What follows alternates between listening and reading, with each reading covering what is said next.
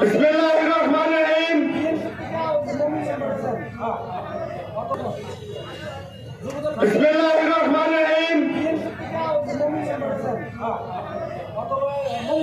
আজকে 2 নম্বর union BNP কর্তৃক আয়োজিত 7 নভেম্বর বিপ্লব সংহতি দিবসের সংগ্রামী সভাপতি আজকে মঞ্চে উপস্থিত আছেন হাজীগঞ্জ হাজীগঞ্জের গণমানুষের নেতা জনতা লাইন ইঞ্জিনিয়ার মমিনুল হক সাহেব।